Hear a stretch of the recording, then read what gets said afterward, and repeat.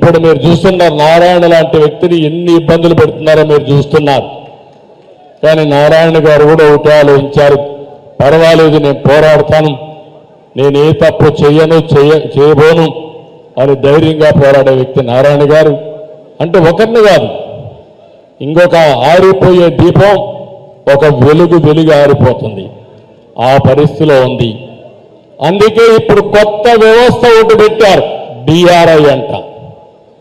ఆ డిఆర్ఐ ద్వారా జిఎస్టీలో జరిగింది, ఎప్పుడు జరిగింది అని ఇప్పుడు అరెస్టుల పర్వం స్టార్ట్ చేశారు.